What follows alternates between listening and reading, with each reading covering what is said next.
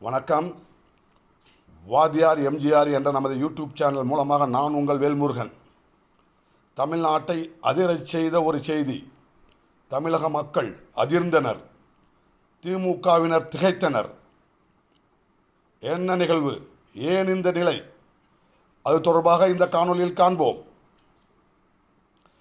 கடந்த 4-5 நாட்களுக்கு முன்பு அமலாக்கத்துறை இடி தமிழக அரசின் நிறுவனங்களில் ஒன்றான டாஸ்மாக் மற்றும் மதுபான ஆலைகள், ஆளும் கட்சிக்கு நெருக்கமானவர்கள் நடத்துகின்ற மதுபான ஆலைகள், இவர்களிலெல்லாம் தொடர்ந்து 3 நாட்கள் விடிய விடிய சோதனைகள் நடைபெற்றது.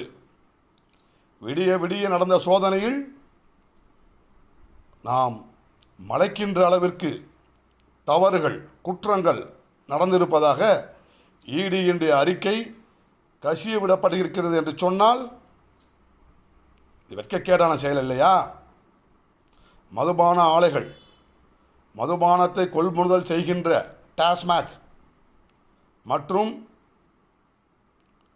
மதுபான விற்பனை கடைகள் மிகப்பெரிய அளவில் பணத்தை அடிச்சிருக்கானுங்க என்று அமலாக்கத்துறை அறிக்கை கூறுகிறது.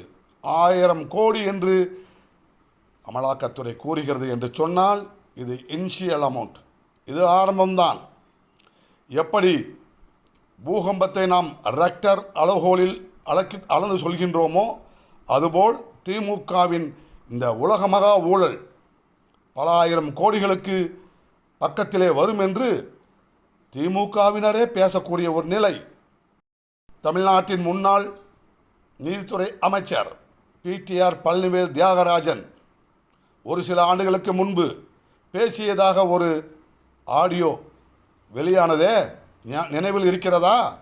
அதன் தொடர்ச்சியாகத்தான் இந்த நிகழ்வுகள், இது போன்ற ரைடுகள் நடக்கின்றது என்று சொன்னால் என்னங்க, பார் டெண்டர் விடுறதில் முறைகேடு, பேன் கார்டு இல்லை, ஜிஎஸ்டி கட்டல, என்னென்னமோ எந்த ரூபத்திலும் தப்பிக்க முடியாத அளவிற்கு மோசடிகள் என்று சொன்னால், ஏதோ கையில் ஜோப்பில் பணம் இருக்கிறவன் ஒரு பாட்டில் வாங்குகிறான், அதில் ஒரு 10 ரூபா சேர்த்து வாங்கினா கூட ஒரு பொறுத்து கொள்ளலாம் என்று சொன்னால், பொண்டாட்டியை மிரட்டி திட்டி அவங்க அம்மாக்கிட்ட மிரட்டி காசு வாங்கிட்டு வந்து குடிக்கிறவங்க, பையன்கிட்ட கெஞ்சி கூத்தாடி காசு வாங்கிட்டு வந்து குடிக்கிற அந்த பாவம், அந்த குடி நோயாளிகளிடமெல்லாம் குறைந்தது 10 ரூபாய் முதல் 30 ரூபாய் வரை கூடுதலாக ஒரு பாட்டிலுக்கு பணம் வாங்கியிருக்கிறீர்கள் என்று சொன்னால் தமிழ்நாட்டினுடைய பெண்களுடைய சாபம், குடிமகன்களின் சாபம்.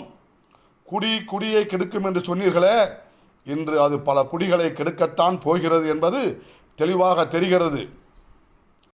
தமிழக மக்களை ஏமாற்றி, தமிழக மக்களை வஞ்சித்து இப்படி சேர்த்த பணம் செரிக்குமா என்று தமிழக மக்கள் கேட்கிறார்கள், குறிப்பாக தாய்மார்கள் கேட்கிறார்கள் என்று சொன்னால், புரட்சித் தலைவருடைய பாடல் வரிகளை கூறி இந்த காணொளி நிறைவு செய்கிறேன்.